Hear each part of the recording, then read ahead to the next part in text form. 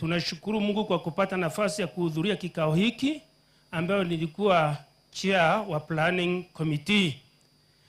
Bwana Profesa, wakati tulifikiria mgeni wa heshima, tulisema tunahitaji profesa kwa sababu ndiye ameona walimu na macho. Na amepitia kwa walimu na anaelewa walimu na anapenda walimu. Na wakati tulimwambia tungeomba kwa heshima akuje, akasema ya walimu sikatai. Si apigwe makofi. Na ukisikia mtu anaitwa profesa, huyo ameona walimu, anapenda walimu, na hata yale walimu wanaomba lazima wapate, kwa sababu profesa amepitia kwa mikono ya walimu. Hata wakiomba nini lazima wafanye nini? Wapate, kwa sababu anajua hawa ndio walifanya hawe profu. Na kwa hayo machache, Mungu akubariki sana, tunakupenda na tuko na imani kubwa. 2032 hapa Meru ndio Kenya itakuwa, end quarter ya Kenya itakuwa hapa Meru. Asanteni sana. Asante, wapigiwe makofi wanaporudi kwa viti vyao. Mheshimiwa Naibu wa Rais, hawa ndio kamati andalizi imeandaa sherehe hii kubwa kuja kuwashukuru walimu wa Meru kwa kumchagua katibu mkuu Katuzi la Meru. Asanteni sana wanakamati. Tuwapatie makofi yao. Asante sana. Sasa tusikizane hapa. Kwa niaba ya KUPPET, kesha yote na walimu wote wale wako hapa, naomba nimuite sasa National Treasurer aweze kuja, aweze kuwatambulisha wale wote tuko na wao kwa niaba yao yote, tafadhali. Oh, not the treasurer. Usijali, akikuja ataturekebisha. Samahani kidogo. Samahani kidogo. Unajua akikuja ataturekebisha. Samahani kidogo. Na Biblia imetungai. Tuende kazi. Okay, thank you very much, MC. I am not the National Treasurer. I am the Deputy Secretary General. My name is Moses Ndorima.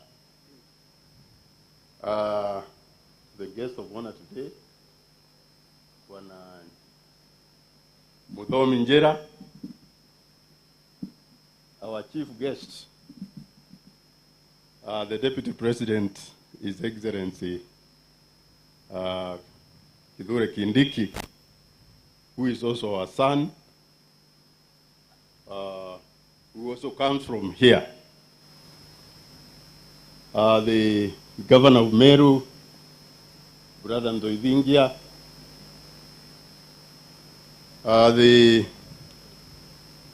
we also have the PS. We have the PS, Wanakiburi, who is the PS cooperatives. We have our county directors from the ministry and the Teacher Service Commission. We have seen Regina. Regina is a great friend of ours. We have worked with her at the TSC when we started the union, and I'm happy to say that she has seen us grow as a union. Thank you very much, Regina.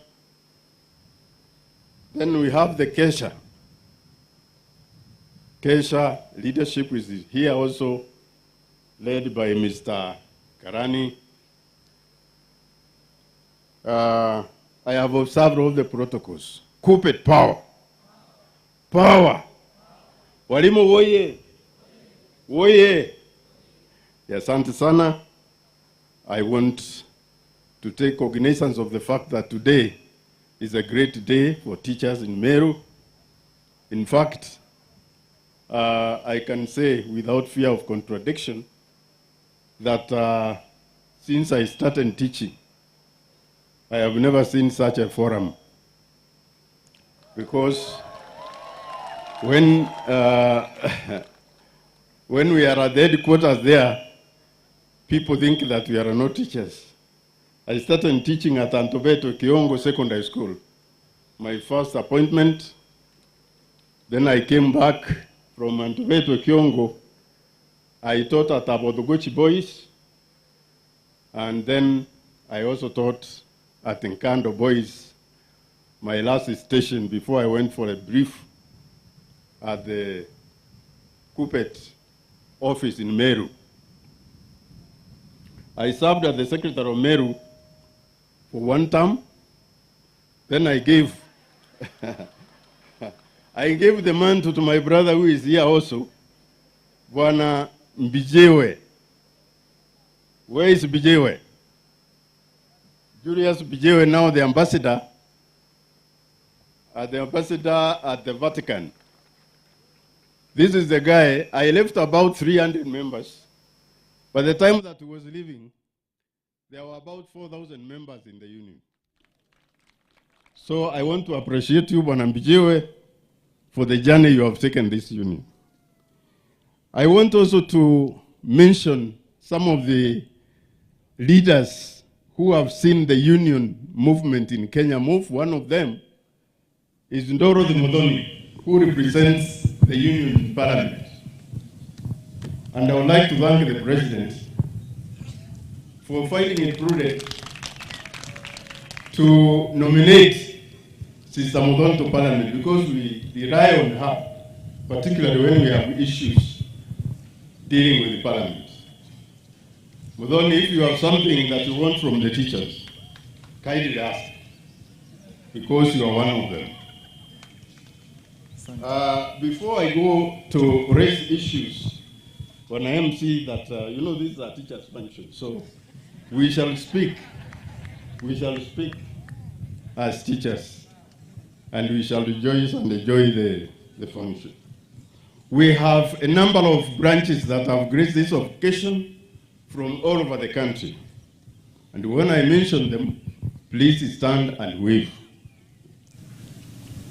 We have the Meru County leadership, led by Brother Kome. That is Meru leadership. Then we have Isiolo, led by Brother Kimwere. You can see Isiolo leadership. Then we have Makueni, led by Brother Kimeu. Great. Then we have Kilifi County. They have traveled all the way, you can see them, led by Rispa and Opolo Kopolo, man called Opolo Kopolo. Then we have Chairman Migori, Brother Odiambo.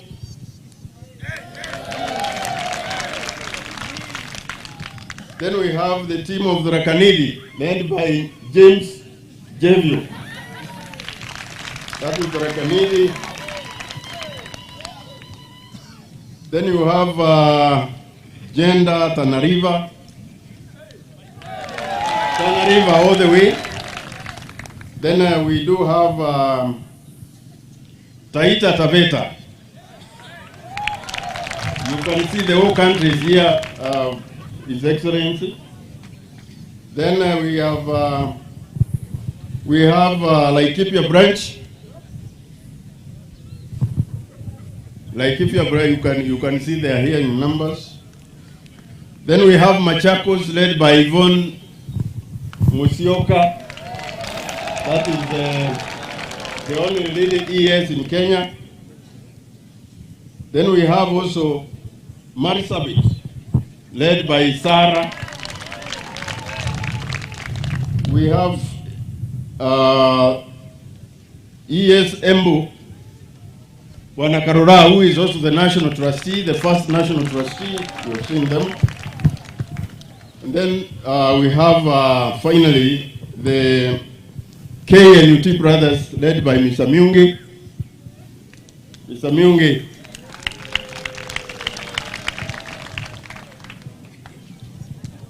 So as I finalize this, I want to welcome His Excellency, the Deputy President, in this forum, because this is a forum for teachers, and tell him that he is at home. When I met you in State House last time, I told you that you are the first man to bring the government to Meru. He is the first man to bring Meru near the presidency.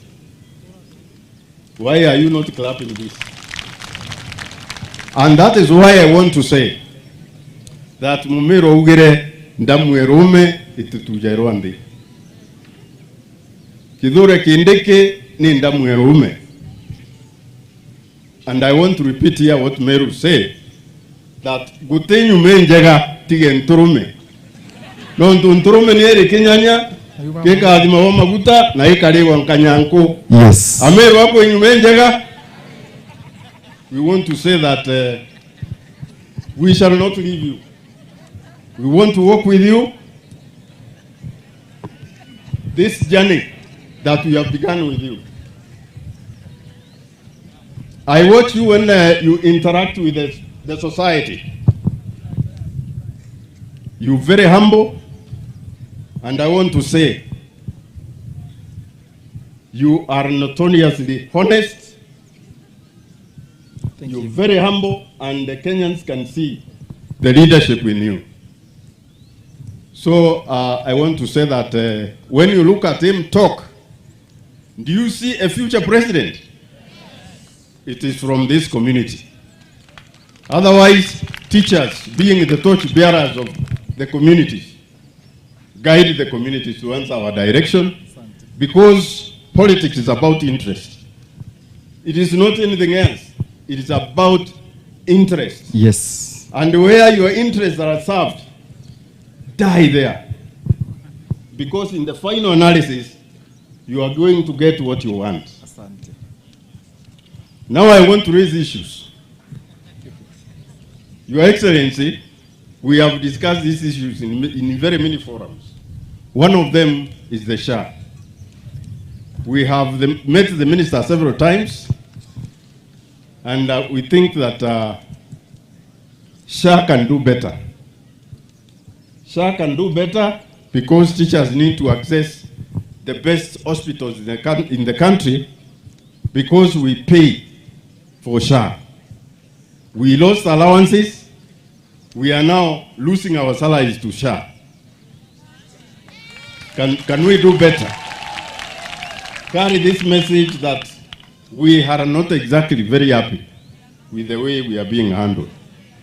The other one is the CBA. Last year we signed a CBA that was spread for 4 years. And we have engaged the president a number of times.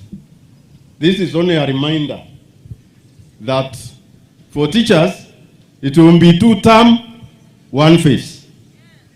If we are given at once, we shall consider 2-term.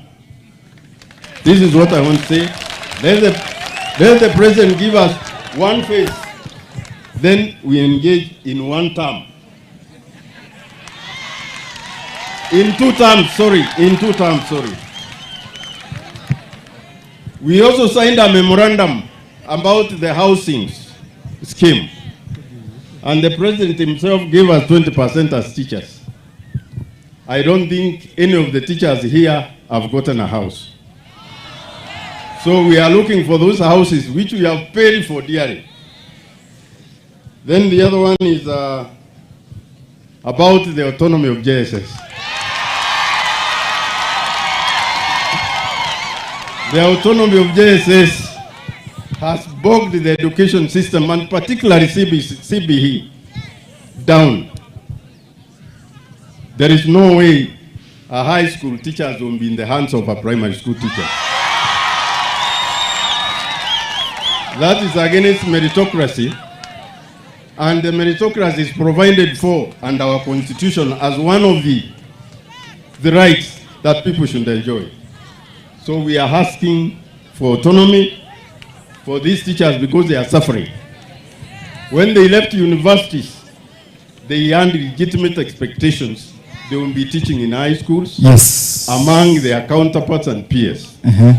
So kindly, let us move that discussion to further, because right now, things are at standstill. The other one is about capitation. Capitation. About 702 billion is set this financial year, schools have not received capitation, and if they have received, it is very little to sustain our schools. So kindly follow up that one with the President and the Minister of Education, because we know the budget has been set by members of Parliament. And I want to ask also our members of Parliament, the silence is very eloquent with regards to education. Kindly support education in terms of the budget that you have allocated, so that schools are not...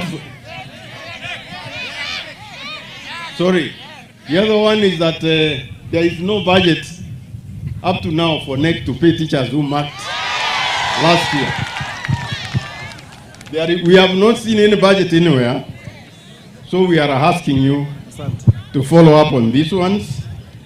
And having said that, I want to end there by saying that we are very happy with your performance as the Deputy President of the Republic. You know, deputies in this country have a problem. I've been a deputy for the last 20 years. And I know how balancing is delicate. So for you, you are doing very well, and we want to pray for you. And as a community, we shall support you up to the end. Thank you very much, and may God bless you as we move on. But before I finish,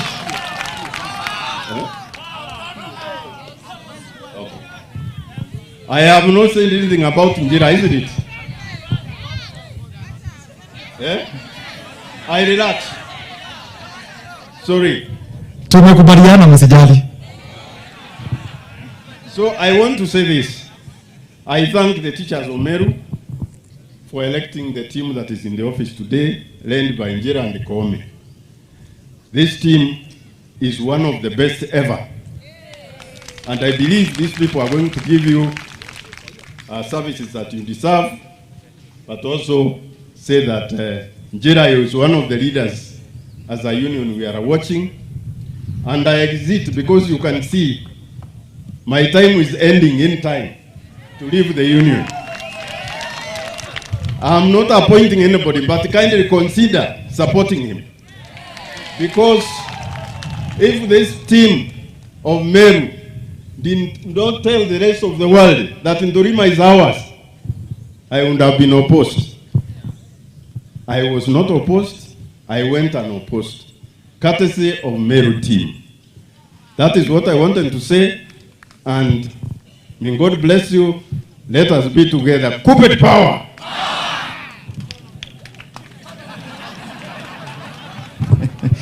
Haya, corporate power. Corporate power.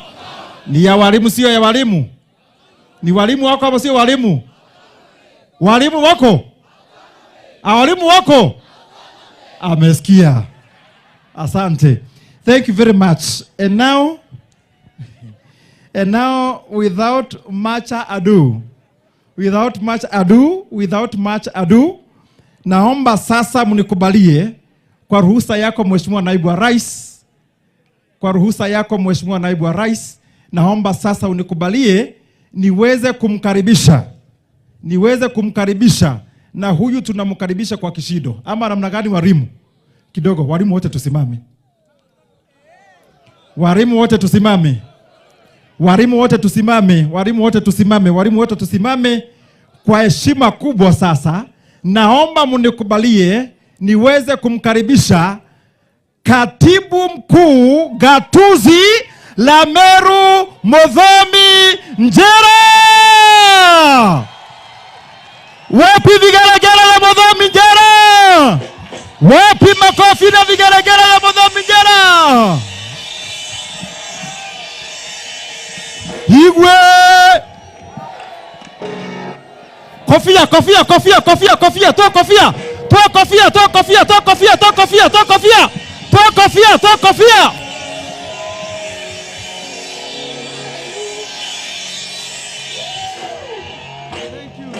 Hey, ni Njera sio Njera. Ni Njera sio Njera. Ni katibu mkuu, si katibu mkuu. Walimu tunawavuria kofia. Karibu sana. Asante, naomba tuketi walimu.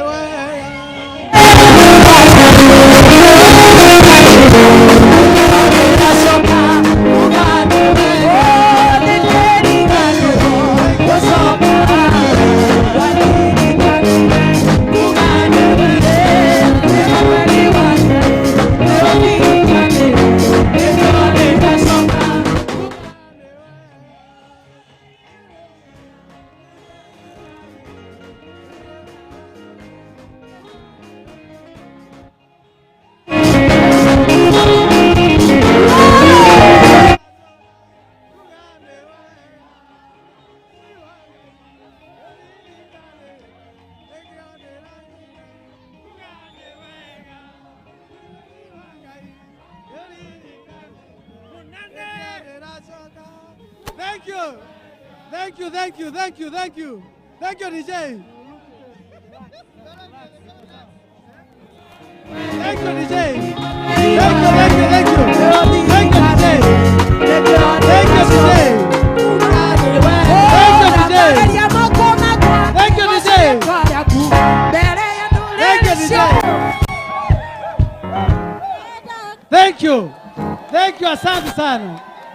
Kuppet power. Asanteni sana. Thank you. We may get seated.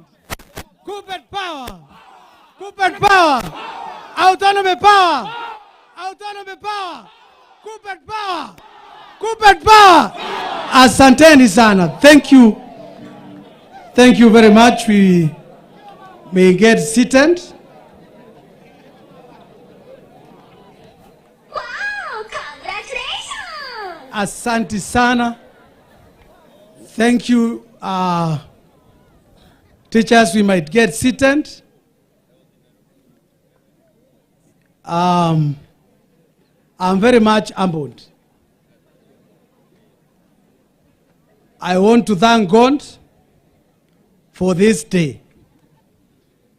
The Deputy President of the Republic of Kenya, His Excellency, Professor Kindiki, Honorable Mutuma Tuithinkia, Governor Meru County, PS Cooperative, Honorable Kiburi, and one person I'm very happy to mention here, His Excellency, is the ambassador, new ambassador for Vatican, Julius Bijewe, because he sat on this specific seat you people have given me. Wapi makofi ya Bijewe? Thank you. He was the executive secretary, Kuppet Meru branch sometime after Ndurima, my deputy secretary general national. Allow me also to recognize members of parliament present. I want to thank all of you. Namuona Mheshimiwa Kirima, who is my area MP. Asante sana. Namuona Mheshimiwa Rahim, who is the host MP in this function. Namuona Mheshimiwa Rendikiri, ambaye ni chairman wa caucus ya parliament. Asante sana. I can see Mama County, Mheshimiwa Kairemia, na shukuru. Na niko na rafiki yangu ambaye ametoka mbali, mwenye amezaliwa kwetu na mbuzi, ambaye ni Mheshimiwa Gitari, all the way from Kirinyaga Central. Asante sana. Namuona Mheshimiwa Mudhoni, who has worked tirelessly to see this function is a success. Thank you, Mheshimiwa Dorothy. We are very proud of you. Members of County Assembly, there are many here.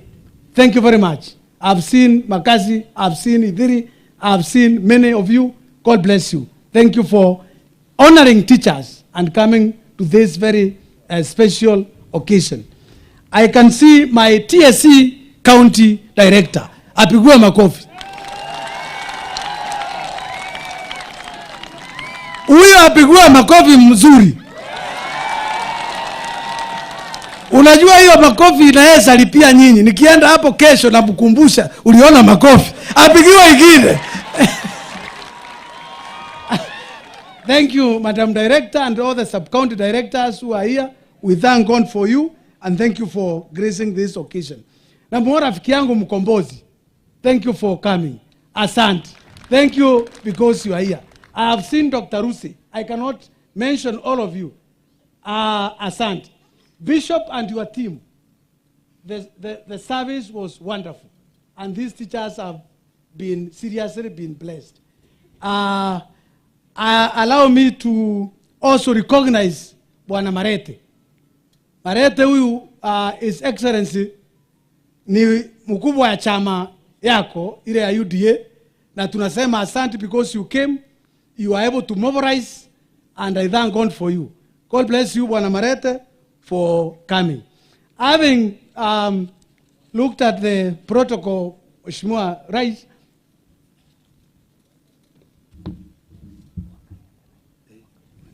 allow me now to invite my wife, na walimu wanamuita first lady wa Kupet, Josephine.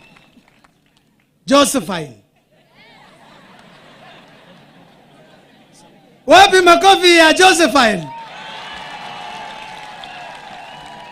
Unajua mkimpigia makofi story yangu ya saa ingine iko sawa sawa. Mpigieni makofi.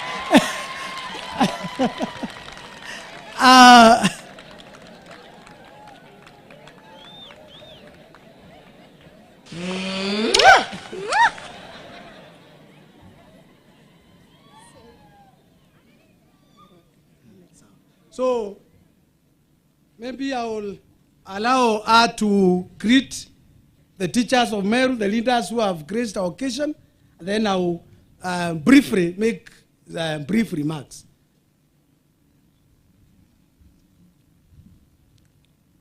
Thank you, my beloved husband, Morris, Executive Secretary, Meru Kupet, the Deputy President of the Republic of Kenya, His Excellency Professor Kindiki, Honorable Reverend Mutuma Twaithingia, the Governor of Meru County, PS Cooperatives, Honorable Kiburi, Vatican Ambassador Julius Mbijewe, Members of Parliament present, MCAs present, the clergy present, distinguished guests, respected government officials, esteemed Kupet leaders, teachers, cherished friends, beloved family members, ladies and gentlemen, good afternoon. Bwana Yesu asifiwe. Yes, my name is Josephine. Kupet power. Kupet power. Thank you. Today, my heart overflows with gratitude, humility, and joy as we gather to celebrate a remarkable milestone in the life of my beloved husband, Morris Mudhomi Jera. This Thanksgiving ceremony is not merely about leadership or victory. It is a celebration of faith, sacrifice, unity, and the extraordinary power of people coming together for a common purpose. First and foremost, we give glory to God. Without His grace, guidance, and favor, none of these would have been possible. Through every challenge, every prayer, every late night, and every step of this journey, God has remained faithful. As a wife, I have witnessed Morris' dedication, resilience, and passion for service. I have seen the long hours, the commitment, and the genuine concern he carries for teachers and the community. Today, I stand proud not only because of his achievement, but because of the values he upholds. That is humility, hard work, honesty, and compassion. Maurice, you have shown that true leadership is not about power, but about people. It is not about prestige, but about purpose. It is not about self, but about service. I promise always give you my full support. To the teachers of Kupet Meru, thank you for the trust and confidence you placed in Maurice. By electing him as your executive secretary, you are entrusting him with a sacred responsibility to serve, to listen, and to champion your welfare with integrity and dedication. Teachers, you are the backbone of our society. Every doctor, engineer, leader, pilot, lawyer, and professional begins in a classroom under your guidance. You plant seeds of knowledge, nurture dreams, and shape destinies. Your sacrifices do not go unnoticed. Stand firm, united, and hopeful, for you are the builders of tomorrow. To our respected government officials, thank you for honoring this occasion with your presence. Your support demonstrates that education is not just the work of teachers, but a national priority. When government and unions work hand in hand, teachers are empowered, learners are inspired, and communities are transformed. We look forward to continued collaboration where policies meet practice and where the welfare of teachers is seen as the foundation of a strong Kenya. To our distinguished Kupet leaders present today, your presence is a powerful reminder that leadership is strengthened when we stand together. You represent the voice of teachers across Kenya, and your unity inspires confidence in their profession. To all our dignitaries, your presence honors us. You remind us that strong leadership flourishes where communities stand together. And to our family and friends, your prayers, encouragement, and unwavering love have been our anchor. Many of you walk this journey silently, offering strength during difficult moments and hope during uncertain times. We deeply appreciate you. As we celebrate today, may this victory not divide us, but unite us. May it inspire servant leadership, wisdom, and cooperation for the growth of the union and the betterment of education in Meru County and beyond. And now, to my dear husband, Maurice, congratulations. May God grant you wisdom like Solomon, courage like David, and a heart that serves faithfully. May your leadership bring transformation, hope, and progress. Thank you all for joining us in this celebration. May God bless you abundantly, bless our teachers, bless Kupet Meru, bless Kupet Kenya, and bless our nation. Thank you very much. God bless you. Thank you very much, Josephine. Okamweta Josephine komba kudhura. Loma komweta Josephine. Allow me to introduce my other family members. My daughter Velma. That's the firstborn. And she has joined School of Law. Probably, Your Excellency, she will be a great lawyer like you.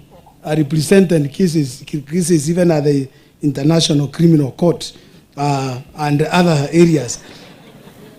I also want to recognize Trevor. Trevor is in grade 9 and he also likes politics. So I am not very sure if we will join politics or not. Then Makena Ivana. And teachers, you did good job. Actually, thank you. God bless you. Because this little girl, kuja Makena, huyu ndiye anajua kutumia title. Kwa nyumba ananiita katibu mkuu. Huyu. And you people, if you are not given me this position, then Makena would not have gotten the title katibu mkuu. Asante sana. You can sit. And sijui atakuwa nini, but she's still discovering, and she's going to tell me. I have my father, Njera Francis. You can recognize, you can wave the crown. I have my mother around, under 16, Julia Kenanu, doing very well. I have my father-in-law, Bwana Mweti, kundi alinipatia mrembo. Asante sana. And Asunta, my mother-in-law, she's there. I want to thank God for that. I have my brothers there. Ben, Njira. Let me start with Magaju. He's the firstborn. Huyu alichukua kiti ndiye His Excellency anaitangwa chairman. Mzee can only be the patron. Then we have Ben. Ben wakati wa siasa alikuwa anaitwa Faruk sababu alikuwa anafanya maneno huku. And then we have Dennis, my sister Penina, wherever you are, wave the crown, and my other sister Kadhambi. They are here. They are here, all of them. My cousins and all other family members. Your Excellency, allow me to recognize Ben again from Mombasa and the team. Chairman, tunamwitanga chairman, all the way from Mombasa coming to grace this occasion. And that man was the main sponsor of the campaign. Apigua makofi. So, indeed, a very good job. Allow me to recognize all the executive secretaries from visiting branches. Tafadhali, ukiweza kukimbia hapa nitafurahi. All the executive secretaries from the visiting branches. As they come, allow me, Your Excellency, to recognize my principal, Jennifer Mesheni.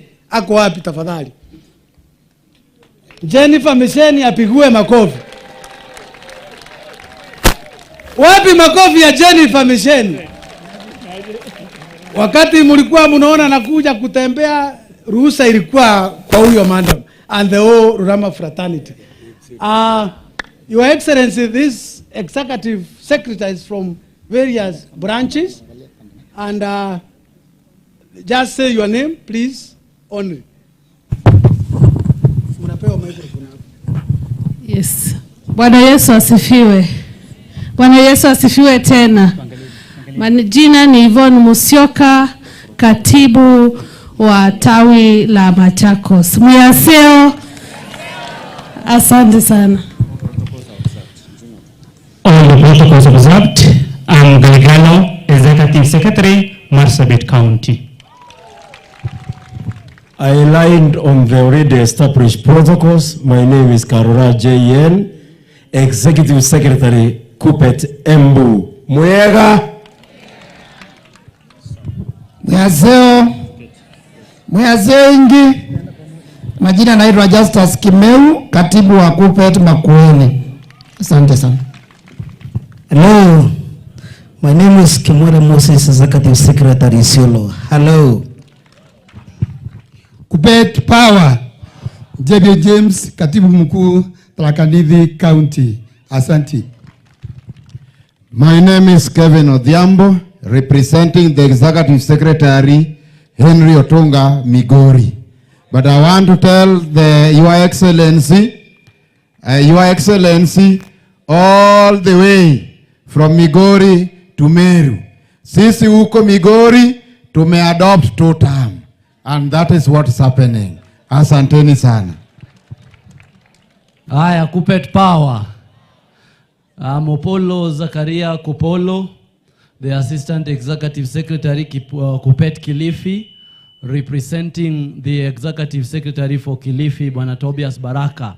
Na sisi tumekuja kusema kwamba tuko pamoja. Katibu, congratulations, and we work together to ensure that teachers are safe. Kwa serikali sisi tunawashukuru, lakini tunaomba muendelee kutunza walimu. Asante. Mungu ni mwema. Basi kwa majina naitwa Jedai Mwande. Mimi pia nimekuja on behalf of our ES from Taita Taveta. God bless us all. Good afternoon. Kupet Power. My name is Sophie Okea, Gender 1 Secretary, Tana River Branch, representing my ES, Issa Mubarak. Thank you. Thank you very much, leaders from all those counties for coming to grace our occasion. Again, Your Excellency, I came with students from Ruramade Secondary School, where I was teaching up to 28th of February when you people gave me my date. Wanafunzi wa Rurama oye! Asanteni sana, they are very organized, very good, and even the teachers came in that manner. I once again now want to thank each and every person, because my speech is more of thanksgiving. I want to thank the religious leaders. I want to thank the fraternity of Mwisione Dairy Farmers Cooperative Society. Mahali muko oye! Mheshimiwa huko mimi ndio chairman wa hiyo cooperative society, because I'm a serious farmer in terms of dairy farming. Allow me to read something small now, and this is the serious matter, because although our DSG, Dorima, has spoken it all. Your Excellency, what is bothering these teachers, one is neck. Neck. These teachers sacrificed, and up to date, they have not able to receive their dues for the work done and well done. Kupet Power. Kupet Power. Number two, the Deputy Secretary General talked about autonomy. And in this case, I want to urge the members of parliament, because they are here. When you see in parliament, session of paper number 1 of 2025, kindly give it an amendment, and let's have autonomy in junior schools. Autonomy power. Autonomy power. The only good thing you can grant our young teachers in junior school is giving them administrative autonomy. As the union, we are willing to constructively engage with you and find a permanent solution. Kupet Power. Again, I had extended all my thanks to the ministry and TSC, and we thank God to do that. Allow me now briefly to outline some of the work we have done since assuming office. Kupet Power. You people told me to network and bring great leaders. And we want to honor, to thank Professor, His Excellency. Because if you want a network, today we have brought number 2. And maybe in 2032, we will bring number 1. In our campaigns, we adopted your slogan, Your Excellency, and I want to go in staff rooms, and I want to ask the teachers, Njera ni noma si noma? Njera ni fire si fire? Leo Kindiki ni noma si noma? Ni fire si fire? So, one of our major achievements is transforming the union office from the old premises into the new office. Your Excellency, we have a serious executive office at the Royal Business Park, and we have instructed the secretaries. If a teacher visits that office, after greetings, there are 3 questions. Do you want coffee, water, or soda? And you try and go there, because that is the change you wanted. Kupet Power. Secondly, we have efficiently improved on Barrio Benevolent Fund. And even today, we are saddened because we have lost one of our teachers. May Eso rest in eternal peace. Probably for the honor of that teacher, we can just observe 1 minute of silence.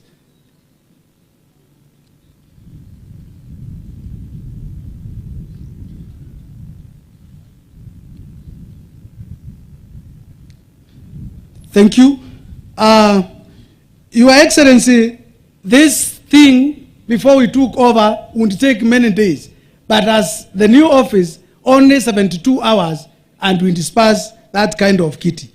We are also impressed because we have the only teacher in Kenya who represented the talks at Embu, Lewis Kidenji Abbas.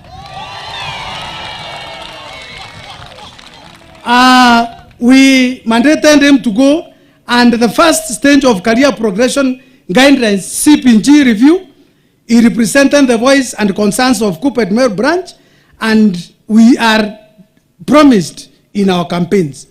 We are proud that the job groups have now been corrupt, and the TSC is here. By July, we are expecting, and that is what we have instructed the national office, so that we can have 7 from the 10 which we earned. Automatic promotions. Groups have increased from 1 or 2, significant reducing unnecessary stagnation at C3, C4, D1, and D2. We continue to monitor the engagement between TSC and stakeholders, and we believe teachers must eventually emerge happier and more motivated. Since taking office, the BEC has visited several schools. You have seen us in junior and senior school, and during this, we have consistently asked the principals and heads of institution, and Mr. Karani is there. Kesha, share please, wave.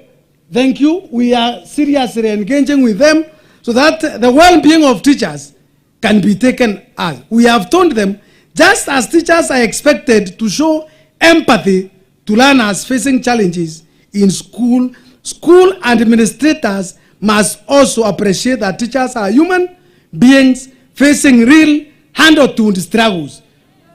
Bwana Karani, we face serious hand-to-hand struggles. Divorce, separation, toxic relations, domestic violence, mental health, emotional distress. So we need to be understood. Kupet power. We need to be understood. Kupet power. And I think the director and Bwana Karani are taking note of that serious thing. A teacher feels understood and supported, performs better, and serves learners more effectively. We have already made significant progress in issues of co-curricular activities. You know what we did last term, and we will do the same if the ministry does not seriously behave and pay you well. Kupet power.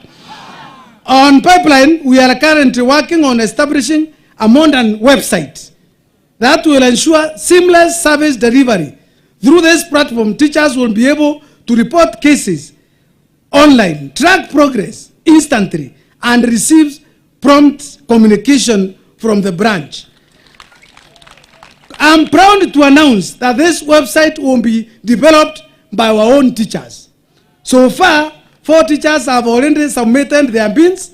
We believe it empowering our teachers first before looking elsewhere. Kupet power. We are also focusing on welfare improvement. We have tasked the welfare committee to develop additional areas where welfare support can be extended beyond death cases. Our desire is to ensure that welfare funds also respond to other genuine teachers-related challenges affecting our members. And you remember, again, when one of our teachers disappeared, we are hearing rumors that he was found dead. We are waiting for the DNA, which is very unfortunate. We moved out of only Barrio and went and visited that family. Issues like when we have houses being burnt and what have you, those are some of the cases we seriously wish to do a serious follow-up on such cases. Kupet power.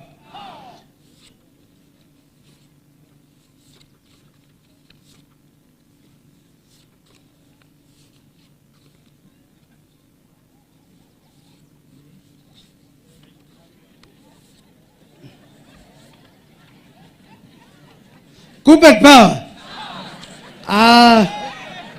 I'm seriously looking for a serious thing. Only one thing which is very serious. Then we move on. Allow me also to recognize Katibu Njensi, sijui kama hako, Nyaga. We are under serious competition. And I thank God we have my brother Karevi Amporia, who is here. Thank you, my brother, for showing up and showing the teachers of Meru that competition is not enmity. Kupet Power. Lastly, Your Excellency, these teachers of Meru told me to network and have connections. One of the things this branch seriously needs, Your Excellency, is a Kupet 62-seater Scania. Because when junior school, when we have a Meru music team, we have Meru football team, we have teachers going to mark, and we have very many activities. If Your Excellency, you grant us this wish and this branch, because you are our own, we are proud to host you. If you grant the teachers of Meru this wish of owning a bus, the BEC, the teachers of Meru, the parents, and whoever, this will go into record that when you grace this Thanksgiving service, at least Meru branch was elevated. Kupet Power. To the governor, one wish is we know that you have the power to allocate plots. We are in a rented office. If you give us a space with our savings, we will do a serious Kupet Meru Plaza. And it will go down to history that when Mheshimiwa Tuithinkia was the governor, alipeana plot ya walimu. Kupet Power. Wapi makofi ya governor ndio plot ipatikane? With those and many, allow me to stop there, but kindly, Mheshimiwa, allow me to bring now the 14 elected leaders only for maybe a photo with you, and that will be okay. Badai, thank you. Asanteni sana, Mungu abariki. Long live teachers of Meru. Can you say long live? Long live. Long live the spirit of teachers of Meru. Long live. Long live. Asanteni sana. Thank you. Tumpongeze kwa makofi Morris Mudhomi, makofi mazito jameni kwa ushindi wake na kwa hotuba hiyo ya kufana.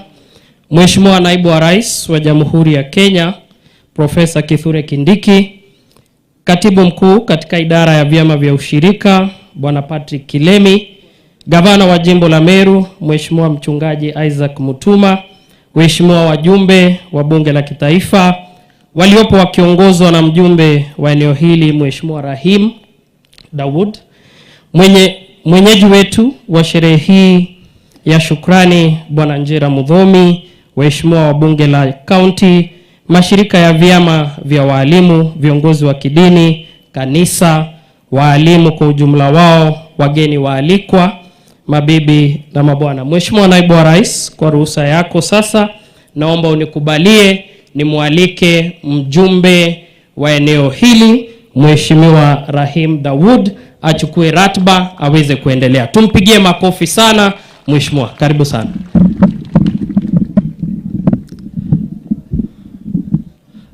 Your Excellency, the Deputy President, our chief guest for today, SG Wananjira, our Governor, Mheshimiwa wenzangu wa taifa la Kenya, ikiwa natambua ambassador wa Vatican, MCS wetu, viongozi wote wa Kupet, walimu wa Kupet hapa, na distinguished guests wale wamekuja kutoka mbali na karibu.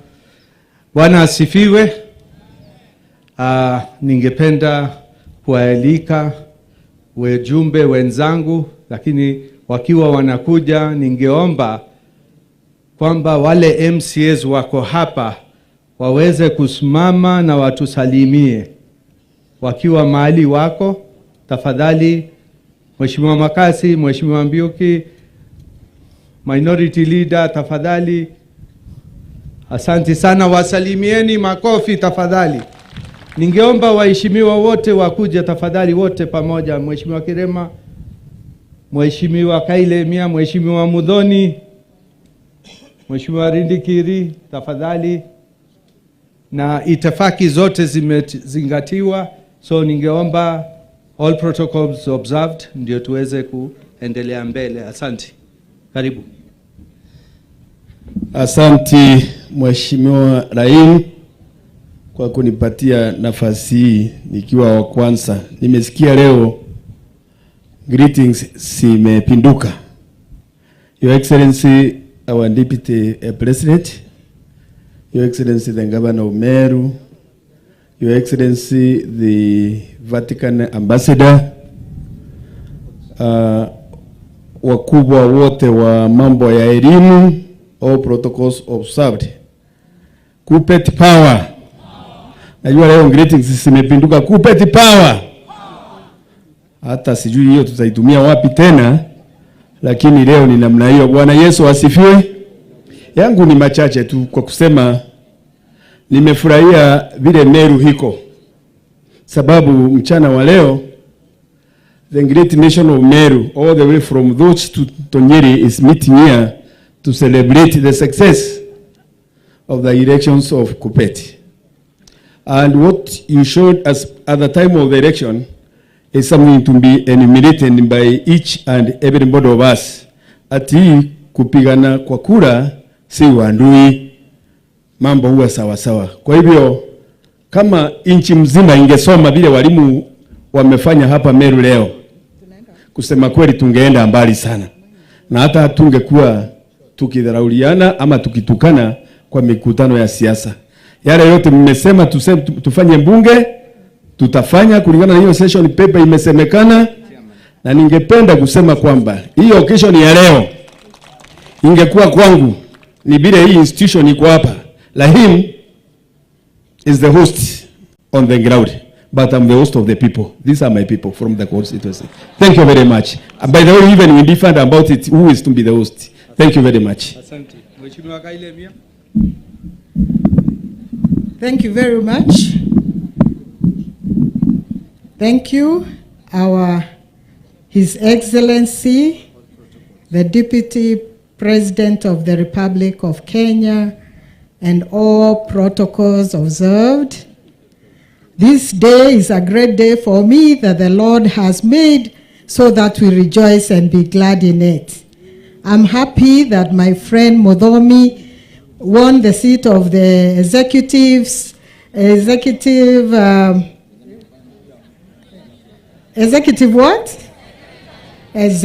secretary. For a moment I thought it was me, because I was an executive secretary to some offices for a long time.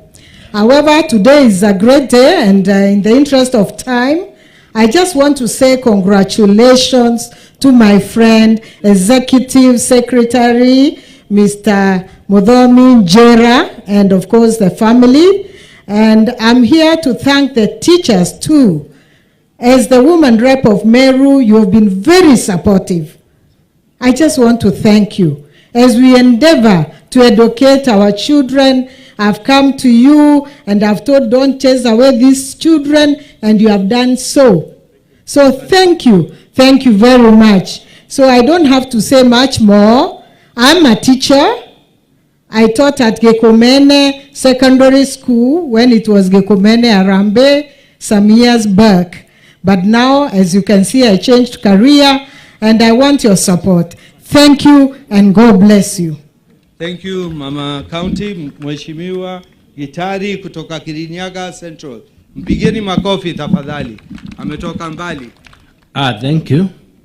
Your Excellency, the Deputy President of Kenya, the family of Jera, and the clergy.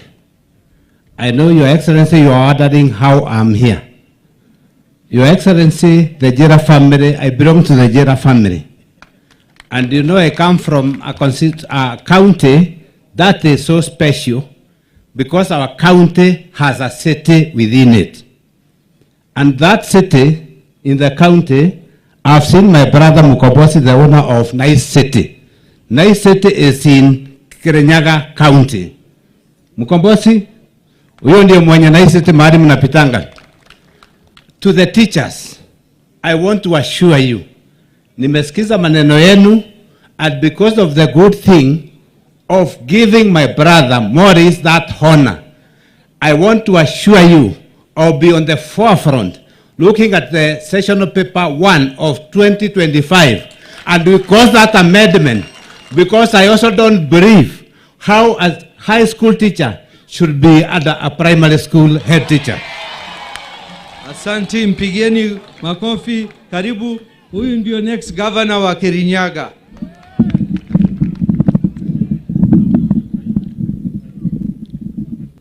His Excellency, the Deputy President of the Republic of Kenya, our esteemed guest of honor today, Executive Secretary Jera, all protocols observed, Kupet power! Kupet power! Thank you so much. I am Dorothy Modhoni Ikiara, a teacher by profession, a nominated member of parliament, and I want to say very special thanks to His Excellency the Deputy President of the Republic of Kenya, who stood in that space and said this position is for the teachers, and particularly it came to Meru. Thank you so much, Your Excellency. I just trust and pray that this position will remain in this county and the counties of Mount Kenya. Your Excellency, two things that I want to say to the new Executive Secretary. Rule number 1, Executive Secretary, never depart from the space of teachers. Be where they are, because these teachers need you day and night. You are being elected is one thing, and today you are starting your job. I hope you execute that properly. Number 2, His Excellency the Deputy President. I want to say this because this is about trade unionism. The position that he has is a trade unionist position. During the year 2015, Your Excellency, you remember that is the time we had the longest protected strike, where teachers went on strike for 5 good weeks. And I thank God, Your Excellency, I was part of the trade union movement that time, and the government that time then said because the teachers were genuine in what they were seeking for, they will be paid their entire salary. And it happened, Your Excellency. Your Excellency, I know you are a teacher as much as you are a professor. And I want you, Your Excellency, to ensure that during your leadership, never again will teachers move out of class to go and source for what is rightfully theirs. Your Excellency, make sure teachers get what they deserve in the right way, and you'll never be in a collision course with these teachers seated here. I want to thank you because I know 2032 walimu tutakuwa wapi?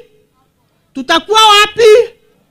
And because Dolima said I say what I want, Your Excellency, that time I'll be exiting the seat of Senator wa Meru because 2027 I'll be seeking as a teacher kiti wa Senator wa Meru. Walimu, Kupet power!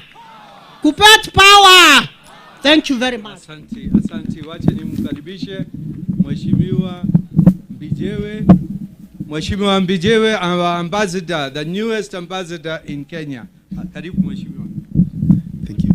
Your Excellency, the Deputy President of the Republic of Kenya, Your Excellency, the Governor of Meru, honorable members of the National Parliament, mwenyeji leo Bwana Njira, the teacher and the fraternity of teachers. KUPPET power! KUPPET power! Thank you. Mine is very brief, first of all, to say this is a wonderful thing, Mr. Njira, that you have said. I served the union of KUPPET as an executive secretary, just as Dorima has indicated.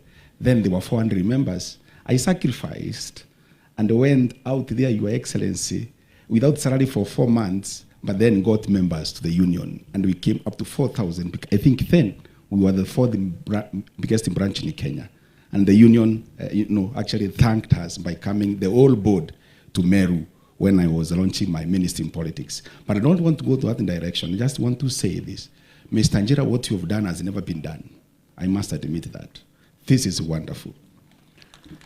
Finally, Your Excellency, I want to thank you most sincerely, and I thank the President of the Republic of Kenya, Dr. William Samoei Ruto, for having confidence in me and having confidence in teachers of this country, that a teacher can serve as an ambassador, and not only an ambassador, but an ambassador in the Vatican See.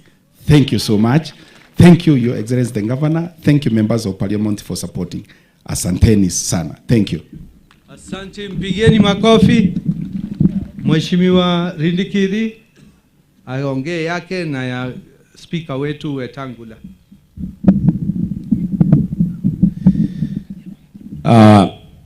The Secretary General wa KUPPET Meru County, His Excellency the Deputy President of the Republic of Kenya,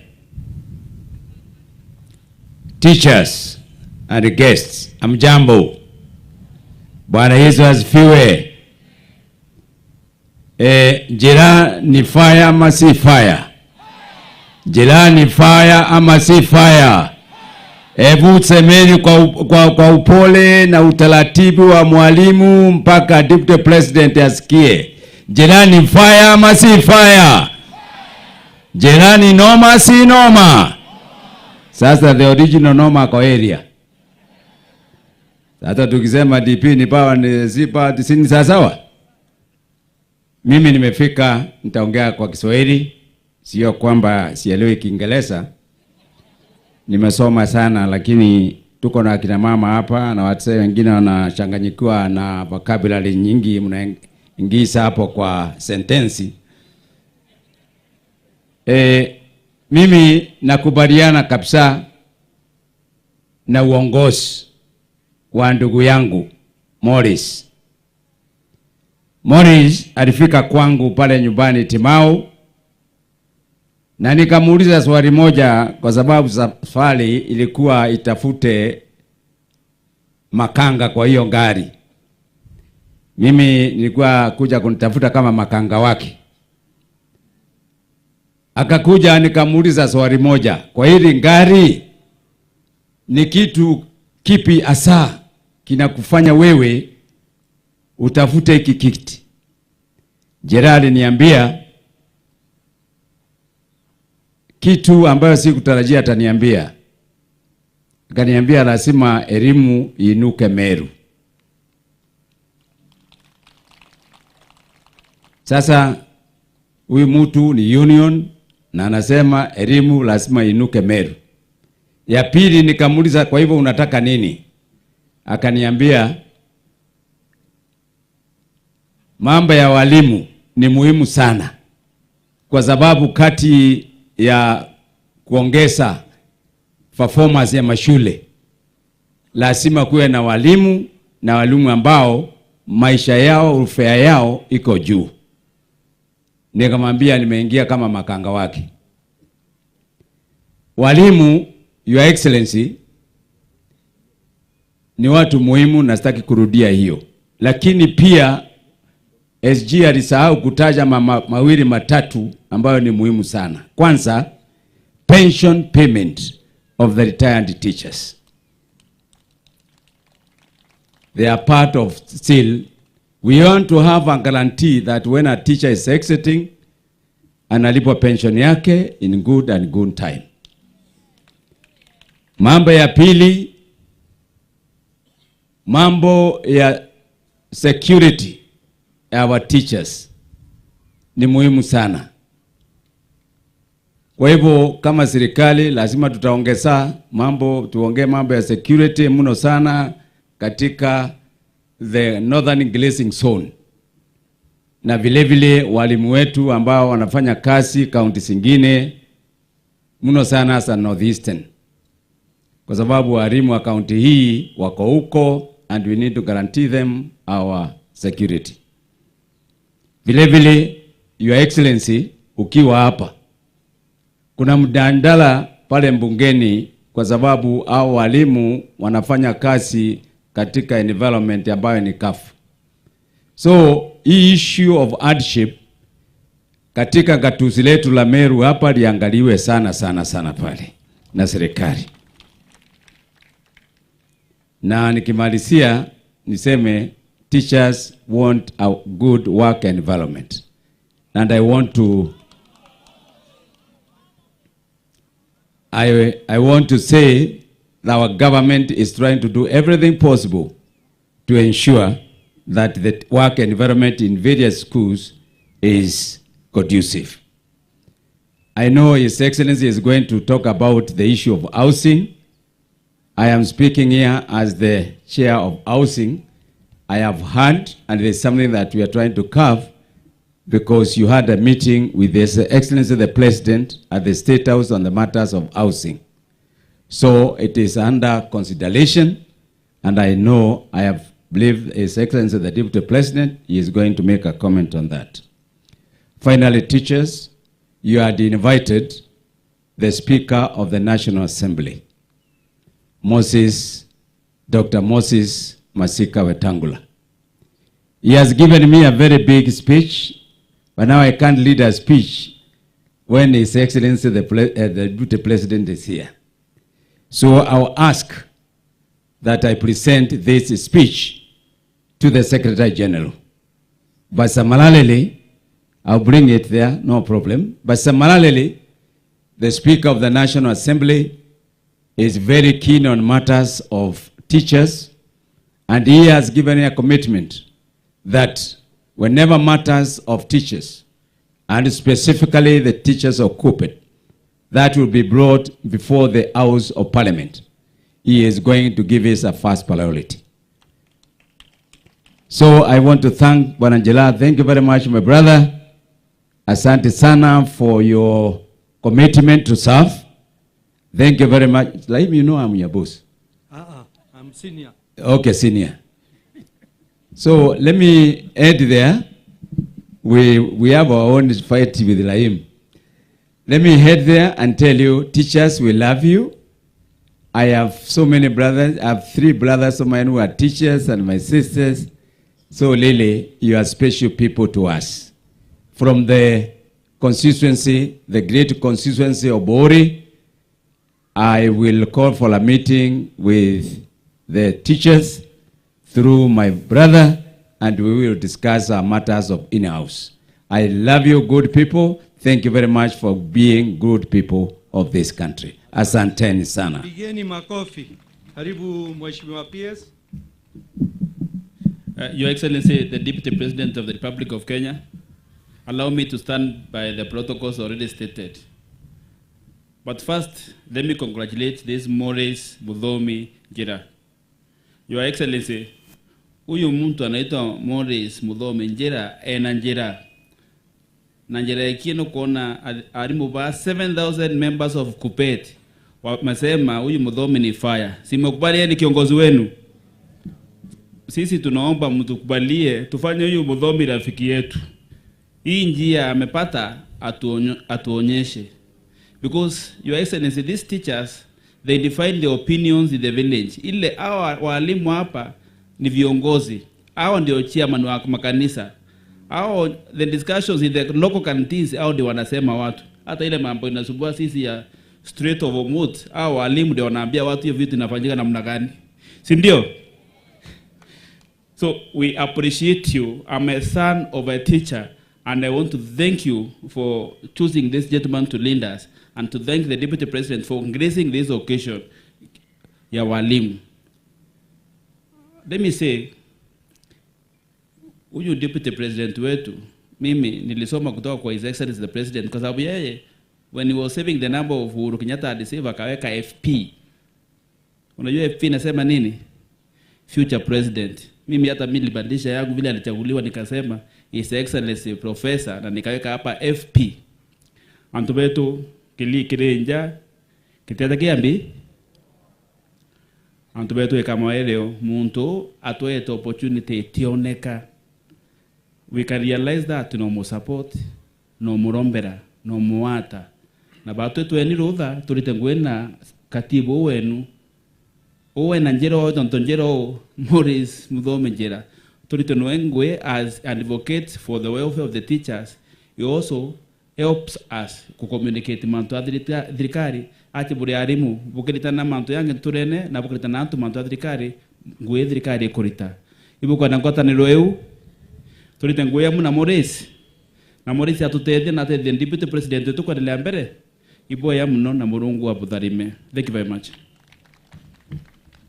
Asante. Kabla nimuite governor, wache nisembe jambo mbili kwa naibu wa rais wetu na walimu wetu. Kitu ya kwanza, Mheshimiwa Kindiki ameguza kuhusu pension. Mheshimiwa naibu wa rais, nimepeleka petition bunge na bunge imepitisha hiyo petition ya retired teachers ya 1997 mpaka 2010 hawalikuwa wamelipwa. Bunge imepitisha waweze kulipwa. Nitakuomba uongee na treasury ndio hao wazee waweze kulipwa. Pension ni muhimu, si ndio? Ya pili, tunashukuru serikali yenu kwa kuandikisha watu 100,000, walimu 100,000. Lakini tuko na shida kwa saa hii, walimu wa interns ya JSS hawajaandikwa permanent and pensionable. Ningeomba serikali the next lot ile inafanya hao walimu wako kwa JSS waweze kuandikwa. Ama mnasemaje?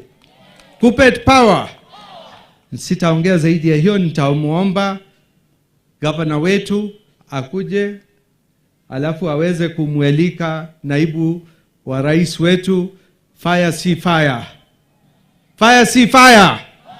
Njira sio fire. Asante sana. Yeye ni fire na more fire ni naibu wa rais ni more fire. Njira ni fire lakini naibu wa rais ni more fire. Asante, Mungu awabariki. Karibu. Asante. Let us appreciate Mheshimiwa Rahim for a good speech. Your Excellency, the Deputy President of the Republic of Kenya, Professor Abrakei or Abraham Kithure Kindiki, the guest of honor today who has convened this wonderful forum for the teachers, all the stakeholders, our national leaders to convene here today. Bwana Morris Jira, the Executive Secretary for Kuppet, our leaders present, the stakeholders, and I stand on the already established protocols. Ladies and gentlemen, walimu wote, Kuppet power. Bwana Yesu asifiwe. Hii ni siku yenu. We came to celebrate what the Lord has done. I'm reminded in the Bible that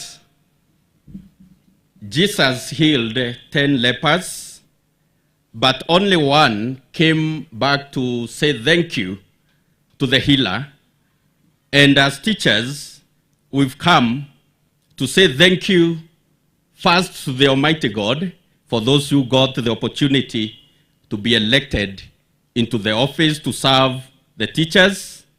We came to celebrate what the Lord has done, and also, Your Excellency, your being here today is a statement that you support, that you love teachers, and you support the education agenda, and it's a big day for the teachers and also for the education sector as a whole.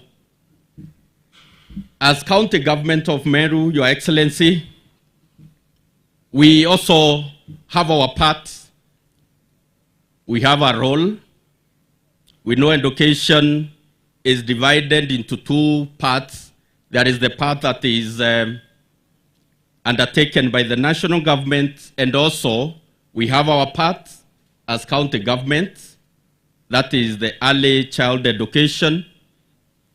Walimu wakuu najua muko hapa, and also our teachers are here, and you are aware that since the inception of devolution in 2013, we've done something that has never been done by any other government, either here in Meru or elsewhere in the country.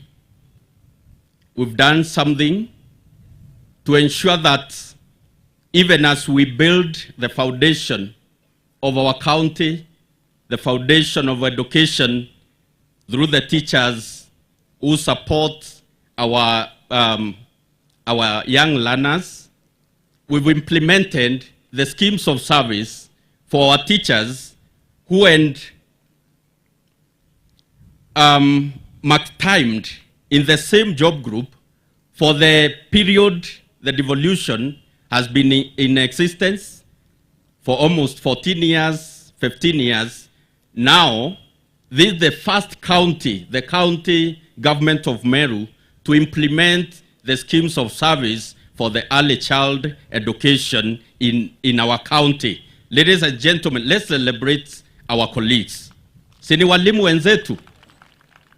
Inamaanisha, Your Excellency, county governments, we have our role to play in supporting the education agenda and also in supporting the enrollment of our young learners into the learning institutions.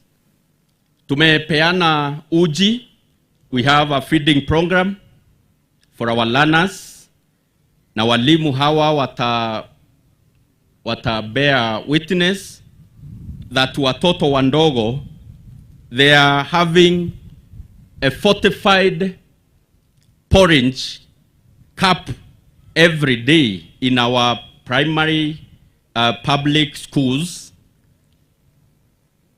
Ama kuna mahali uji haijafika? Kuna wale ambao uji haijafika? Imefika? Hata kuna moja ako na calabash hapa. I believe that is what we can do to support the education in our county and also in our country. And so, ladies and gentlemen, without much ado, I've seen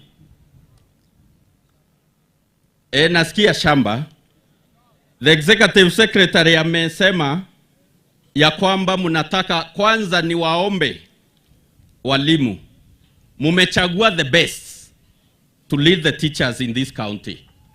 Let's celebrate our Njira, our Morris Njira.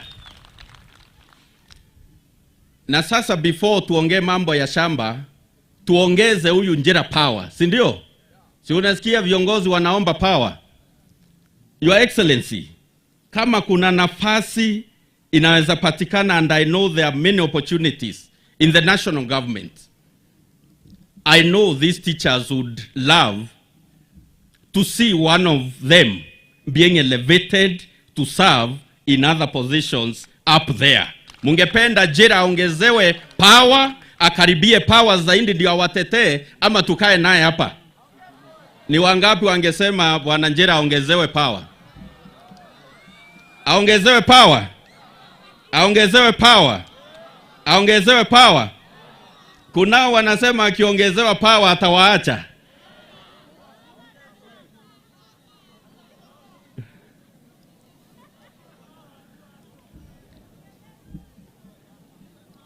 Okay, shamba. Tuongee mambo ya shamba?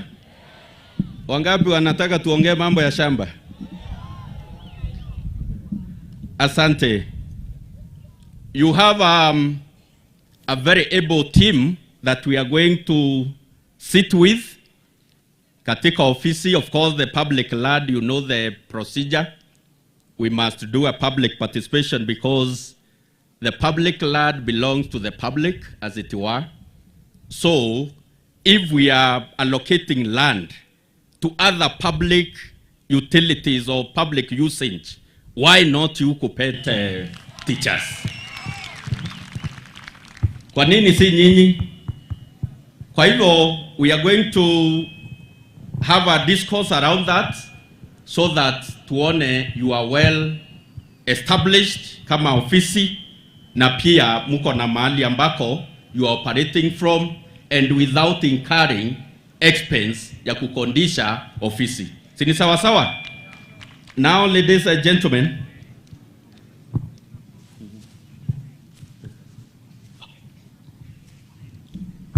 before nimwalike our chief guests, because I know you've raised a number of issues that you'd wish His Excellency to respond to. Nimeambiwa kuna mheshimiwa ambaye ni kiongozi wa walimu, Bwana Caxton Miunge. Come forward and give your 30 seconds remarks, and then we invite His Excellency the chief guest wa sherehe hii ya siku ya leo. Karibu Bwana Caxton. Alienda? Are you sure? Okay. Now, ladies and gentlemen, ningeomba tusimame. Karibieni hapa walimu, tucheze kidogo. This is your day. This is the day that the Lord has made. Sauti, sauti jamani. Mheshimiwa Naibu wa Rais.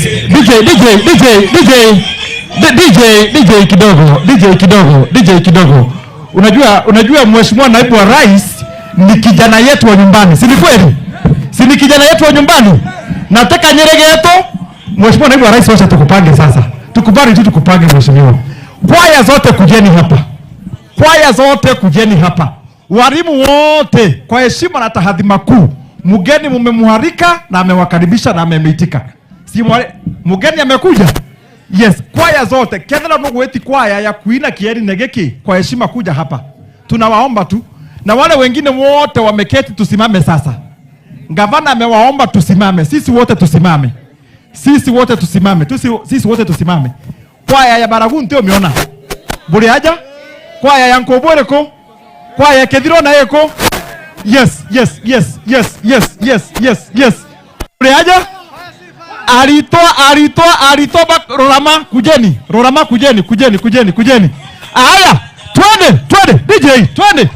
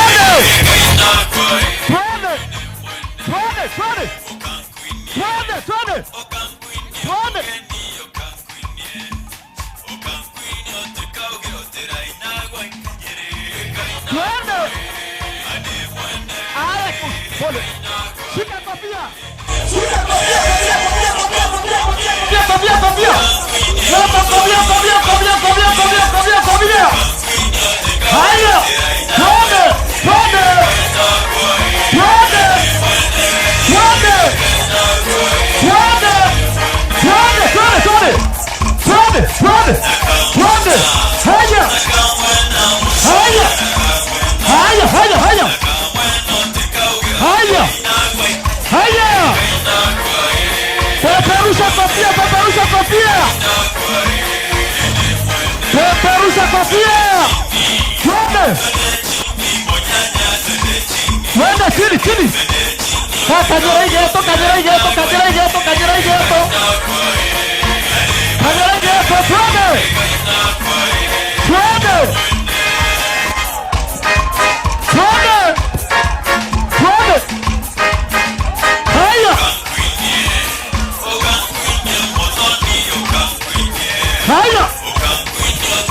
Haya, hivyo sasa.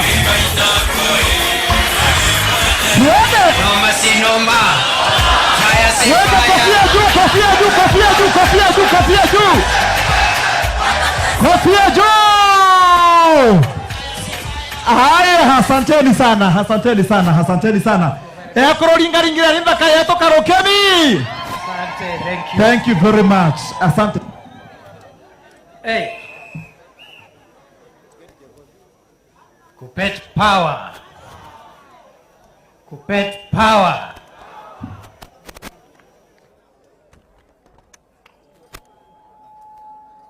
Nabweka nyamambe ukalete.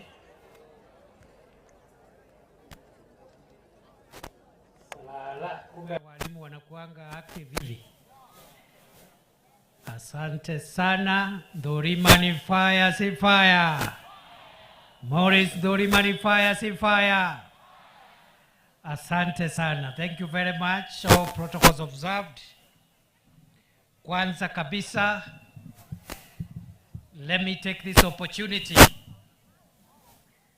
to congratulate the newly elected Executive Secretary for Kupet in Meru County, Mr. Morris Mudhomi Njera.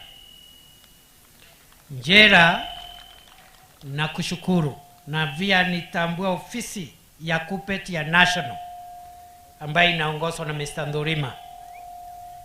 Nashukuru sana Morris kwa sababu ya kuandaa kikao hiki, na mimi nimeona huko na network kubwa ya walimu hapa Meru County. Huyu Morris Njera ni fire, si fire?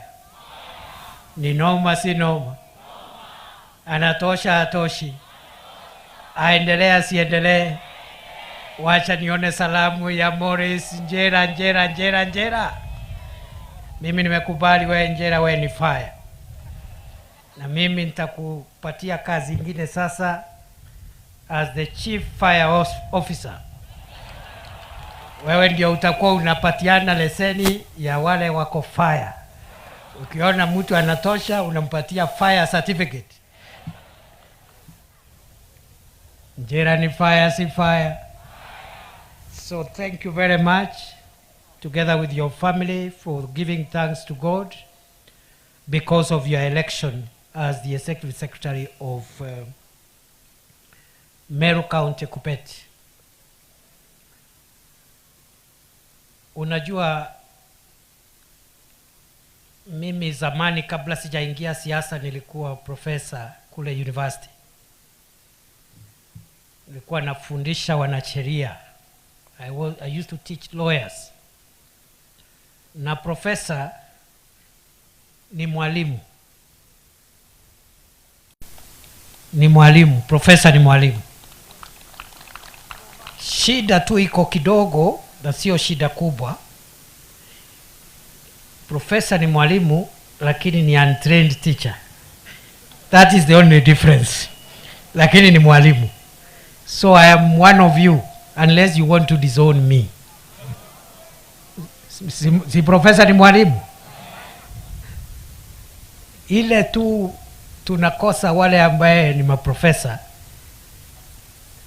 Hatujafundishwa teaching methods na pedagogy na mambo ingine hapo kidogo tu. So we are untrained teachers, lakini sisi ni walimu kwa sababu tunafundisha. So I'm very happy to be among teachers, and I'm very proud of the teaching profession.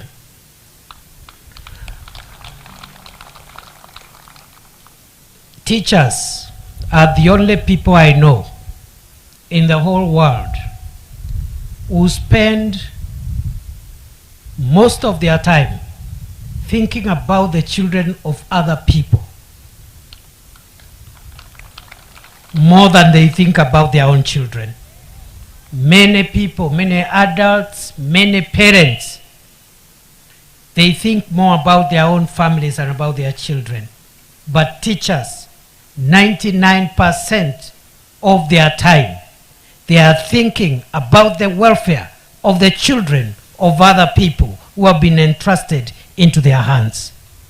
And for that sacrificial professional responsibility, teachers, we salute you. You are the biggest example and the best example of sacrifice. Walimu hoye! Walimu hoye! Kupet power! Walimu ni fire, si fire? I also want to say that as a nation, as a society, we depend on teachers to shape our children's morals and value system. I congratulate you for the job you do to shape our children into responsible citizens as you teach them mathematics and chemistry and physics and biology and history and CRE. In between those subjects and the other subjects I have not mentioned, you are also responsible for inculcating positive social values in your in the children who are brought to you as teachers. Continue doing that job. And this job is so costly. We cannot pay you enough for what you do. It can never be enough. We can try to compensate you. We can try to keep on reviewing your terms and conditions. But I am persuaded beyond measure, having been a former teacher myself, that you cannot reward adequately the work that a teacher does in our society. Walimu ni fire, si fire. I want to encourage you, thirdly, to continue doing what you do best. Teachers are well-respected members of the society. They are opinion shapers. They are leaders in the communities where they find themselves.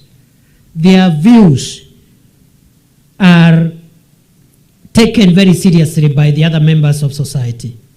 I want to encourage you, even as we continue discussing the affairs of our nation, discussing how we can make our country better, please continue providing leadership to explain to other members of the society who may not be as educated as you, who may not be as exposed as you.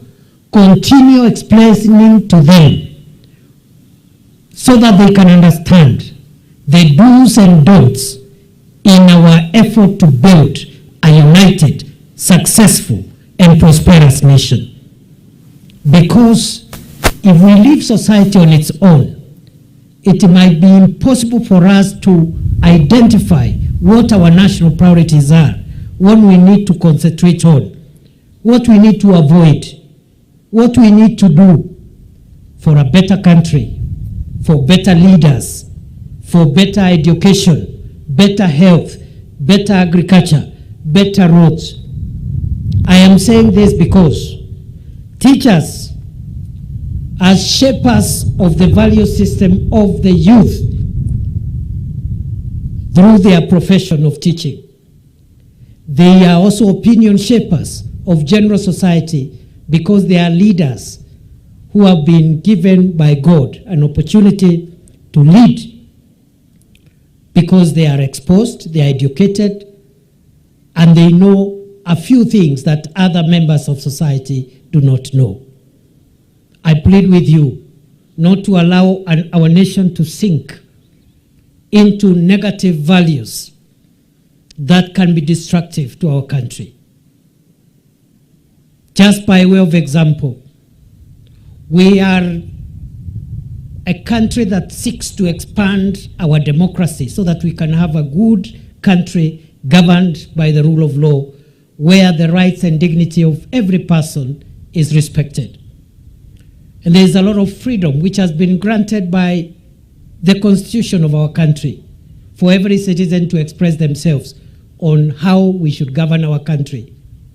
It is your role as teachers to help the community to understand that in the process of exercising our democratic right of expression, in the process of seeking a better country and better governance, in the process of seeking accountability from our leaders, we should not do things that can destroy this future, the security, the stability of our country.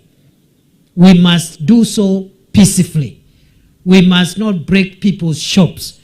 We must not burn private property of people who have no relationship with the issue that you're raising. if it is fuel prices, if it is the other thing, it is okay to say what you are not happy with. It is okay to express your dissatisfaction and to demand better governance. But it is not your right, whoever you are, to destroy the economy that the people of Kenya has built painfully over the years. It is not your right to affect or interrupt the right of other people, to destroy public property, to destroy roads and infrastructure. That is not within your right. And teachers can help us do civic education on the do's and don'ts. Express yourself, disagree, demonstrate when you must, but please don't loot a supermarket. Somebody went and bought and got a loan from the bank. They are still paying for that loan and they are not government officials. Please don't destroy their property. So going forward, I think we are going to rely on you as opinion shapers, thought leaders, community leaders, role models to help not just in nurturing our children to have positive values, but also to help the society to understand what we need to do to build a better country. Walimu hoye! Walimu hoye! Number 2, because I just needed to speak about 3 points. The second issue is just to, in a summary, remind ourselves what this government has done so far to improve matters education, matters welfare of teachers, because it is good to say what has been done. And by saying what has been done, we are not saying that we have done everything. We know there are things that remain to be done, which will need to be done, because national building is a continuous process.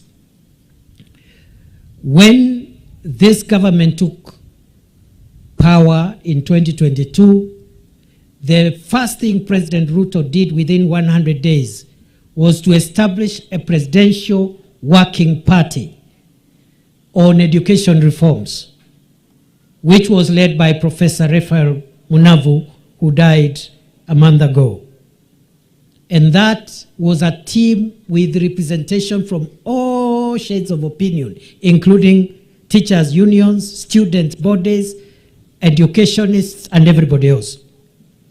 And because of those reforms that were recommended by that presidential working party, we have been able to achieve a number of things from those recommendations and also from the manifesto that this government was elected upon.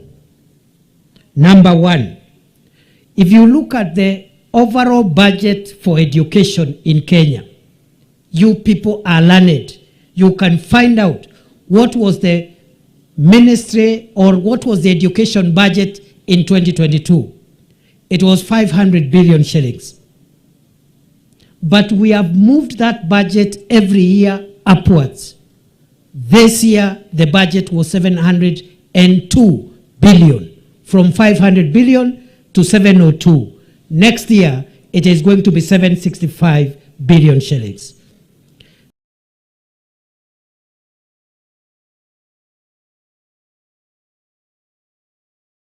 Gradually increasing the money available to fund the sector that we call education.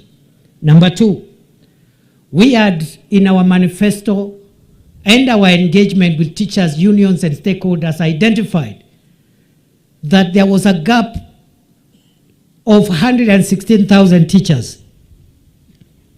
Every year we have been employing teachers to reduce that gap. And I am proud to say, until now, we have done 100,000 teachers.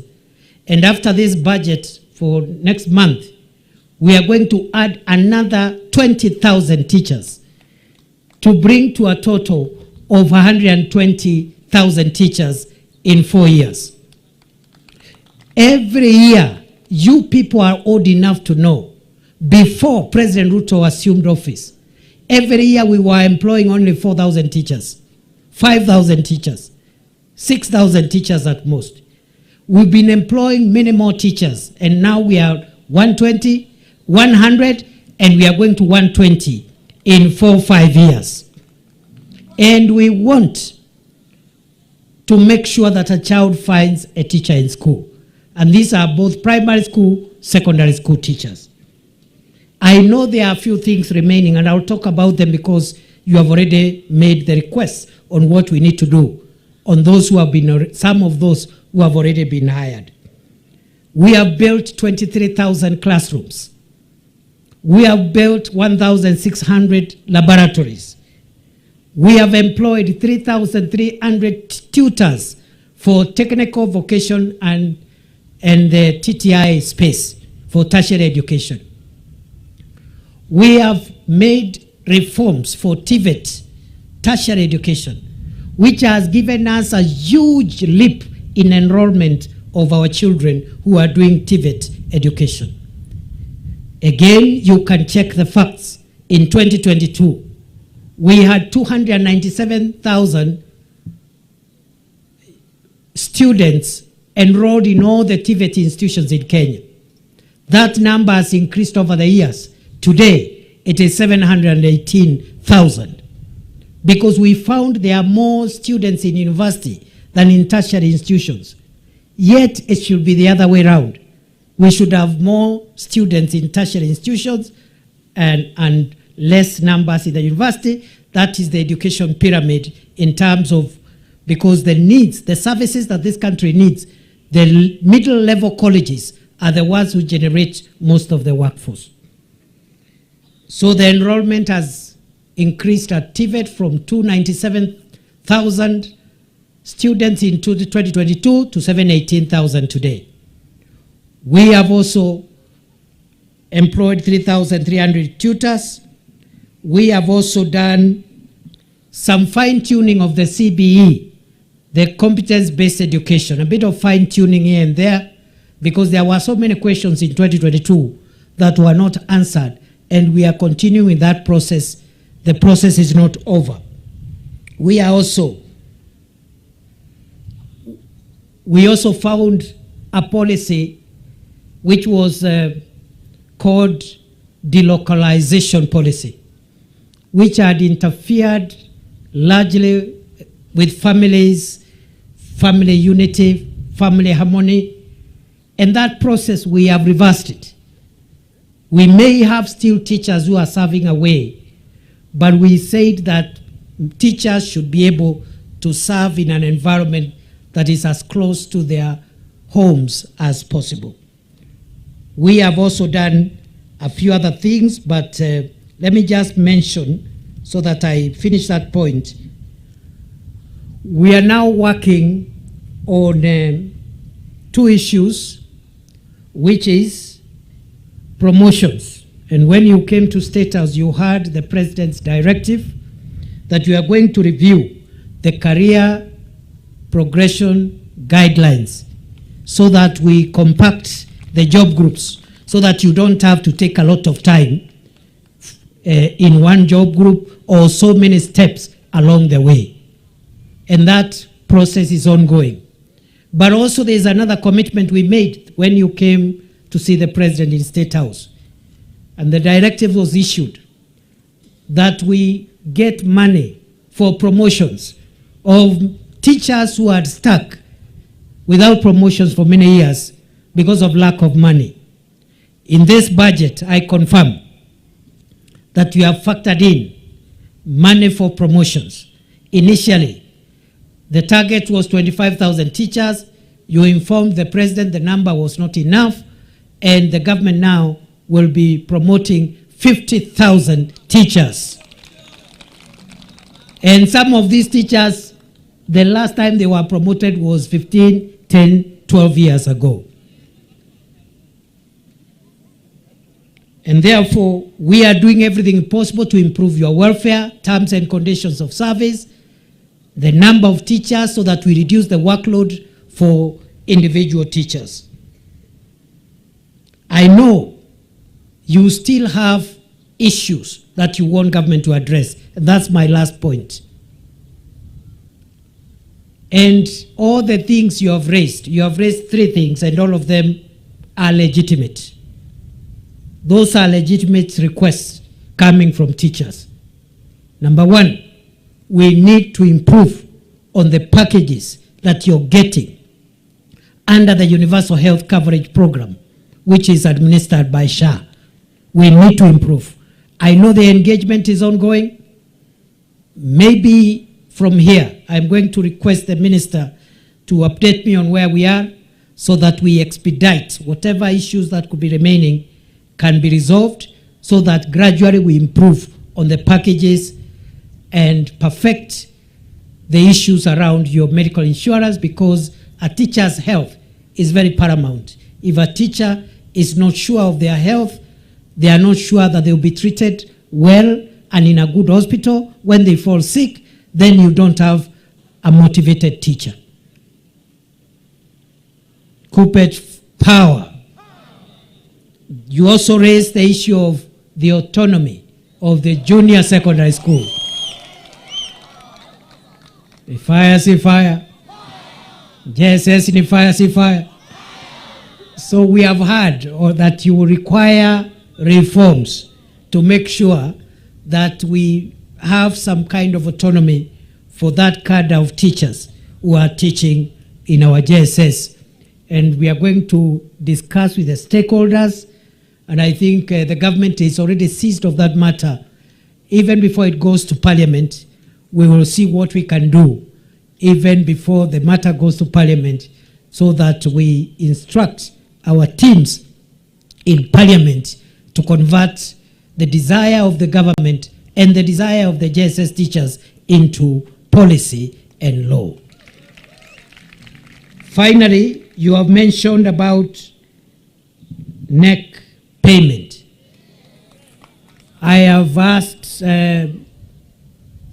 when I was seated there, I have found out that there's an outstanding amount of teachers who administered exams last year, which totals to about 1.5 billion shillings. And I want to assure you, from here, I am going to do the necessary things so that government can pay that money as soon as possible.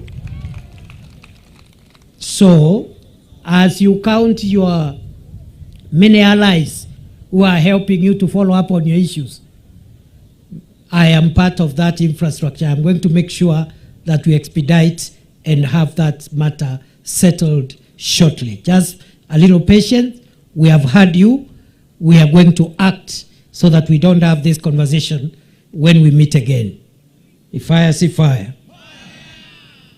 Ya mwisho, lakini kabla sijasema ya mwisho, mimi tu naomba, nimeona a very good spirit here, a spirit of asking things without threats, without ultimatums, because that is the spirit that should build, that is the spirit we should build, because we are not adversaries. We are stakeholders, we are partners, the government, the teachers, the society. We are all one community called Kenya. And that is the spirit that should be emulated by all sectors. They should learn from the teachers. They should learn from the teachers. Lakini we Ndurima, we ndiye karibu teleze mahali, lakini ulirekebisha.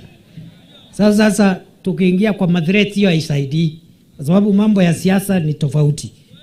Kura inapigwa siku moja, Kenya inasonga siku ile ingine. Mwenye anachaguliwa anatuongoza, mwenye anakosa anangojea. It's as simple as that. But we must build our nation. We must do the right thing. We must support teachers, not because we are scared of an election. You cannot say we are solving a problem because you are scared of an election. That is irresponsibility.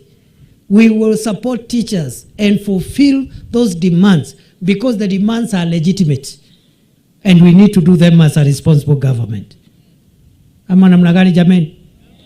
Ingekuwa ni wale watu ya popularity, mtu anakuja hapa anasema mambo mengi ya bure. So mimi nimeshukuru walimu, you are modest, you are asking for what needs to be done, na hakuna vitisho. Si namna hiyo? So I think niachie hapo. Ya mwisho ni huyu Njera, mimi nisikia ameongea vizuri, very nice speech. Huyo mke wake amekuja, very nice speech. Lakini sasa wewe ndugu yangu Njera, sasa si ungesema tu bus bila kusema the type of the bus. Sasa mbona unaniweka kwa shida wewe? Si angesema bus. Ama nyinyi ndio mlikuwa mmemwambia aseme hivyo? Ni nyinyi. Nyinyi ndio mlimwambia the type of bus. Because the bus is not just a bus. Ala, kuna bus na kuna Scania. Ati kuna bus na kuna. Sasa ile maneno na laumu Njera sio yeye, ni nyinyi. Nyinyi ndio employer, mlikuwa mmemweka pressure. Hey. So mimi nimesikia kama ni hivyo ni sawa, lakini basi si tununue sisi zote. Kwani itanunuliwa na mtu mmoja? Sisi zote ni stakeholders. Ati fireman anunue basi peke yake? Kwa nini? Kwa sababu ni fire. Ati kwa sababu ni fire. Ala, kumbe hii fire yangu imeniletea matatizo. Mimi nilikuwa nataka hata wabunge wameongea hapa. Hamtaki wabunge wachange? Hamtaki gavana Mutuma achange? Hamtaki mtu yoyote achange? Wapangwe na fire? Mimi nipange hii maneno? Hiyo nimekubali, kama ni hiyo nimekubali. Leo ni leo, msema kesho. Ni fire si fire. Ni noma si noma.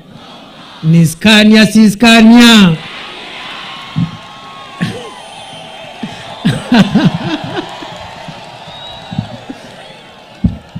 Hata nyinyi mnataka Scania hata nyinyi? Lakini mimi naona watu ya Scania wako hapa. Hawa wanataka ile basi dogo. Mko kwa Scania? Wangapi wako kwa Scania, kwa Scania, kwa Scania, kwa Scania? Wangapi wako kwa Scania pande Scania? Na hapo Scania. Bas, sawa. Bas, kwa sababu mimi sasa, na wewe Njera, you are a very calculating man. Wewe ni mchoraji wewe, ni mchoraji. Kwanza ukachochea hao watu wakakuagiza Scania. Number 2 ukasema vile tutafanya Njera, hiyo basi tutanunua na tuanze mara moja.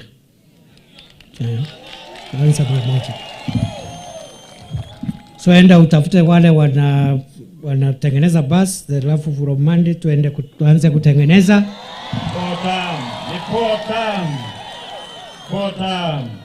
Unajua wewe na Ndurima ni kama mlikuwa mmechora hii kitu, kwa sababu Ndurima aliniambia you are one of our own. Na wewe ukakuja ukasema this is your home, you are one of us. Nikajua nimeingia kwa mtego. But it is true, my brother.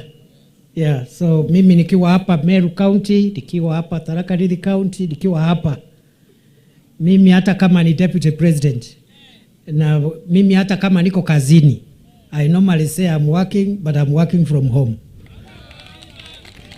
Kwa sababu hata home si ni Kenya. So I'm at work, but working from home. Kwa hivyo, what we are going to do now, ndio tuanze hii safari. Unajua, ule Njera alikuwa amenipatia leakage ya mtihani kidogo. Alikuwa ameniambia, he's a good man, usisikie vile nasema. Aliniambia, ukikuja kuna hii maneno kidogo ya basi. So he was not asking for the bus because you asked him, but also because I allowed him to ask for the bus. So wakati alikuwa amenong'onezea, nikaandikia mdosi yangu SMS. Si mnajua niko na mdosi? Si niko na mdosi? So nikamwambia niko nyumbani huku na kuna bus tunanunua, si utupatie kakitu tuanze hii safari mara moja. So amenituma na 2 million shillings. Rais Ruto ni fire si fire. Rais Ruto ni fire si fire. So 2 million iko hapo. Wewe Njera uniambie kama ni account ya Kupet ama ni tuweke kwa account ya Isuzu. Scania nani wanauza Scania? Wanaitwaje? Wanaitwa? Ni Mercedes. Yes, so niko na pesa ya rais hapa 2 million shillings. Niseme nisiseme. Niseme nisiseme. Niendelee nisiendelee. Na mimi fireman. Nimeongeza 2 million kwa hiyo 2 million ya rais. Ngoja. Tuendelee tusiendelee. Sasa kabla sijaendelea ndio tukamilishe. Kwa sababu bus lazima tutoke hapa na bus leo. Kama hakuna Scania, hii event haiishi. Hii ndio ilituleta hapa. Governor kuja hapa bwana. Governor kuja hapa my friend.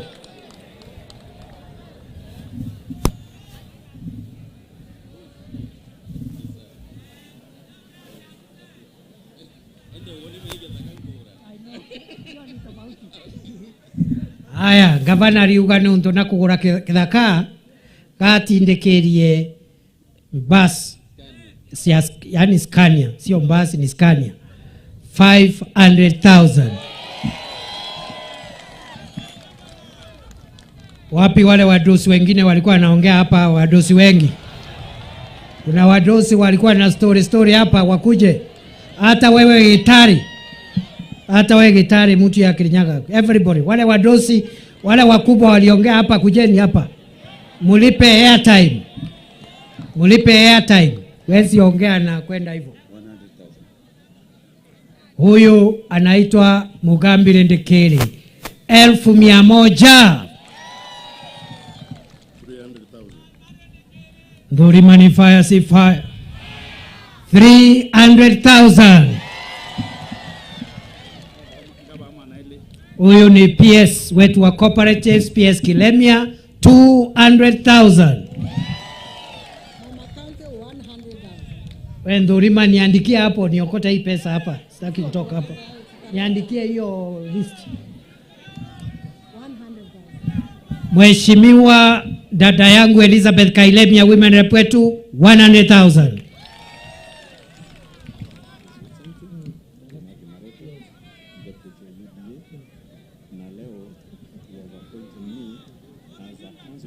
Yes. For the second term? Yes. Kenya School of TVET? Yes. Yes. 300,000. Huyu anaitwa Marete. Huyu ni director wa TVET, Kenya School of TVET. Ndiye chairman wa council ya Kenya School of TVET. Appointment yake ilikuwa ya 3 years. Ilimalizika Friday. Na hiyo Friday jana I renewed it. Gazeti notice imetoka. So sasa huyu ndiye chairman wetu for the second term wa Kenya School of TVET Board of Directors. 300,000.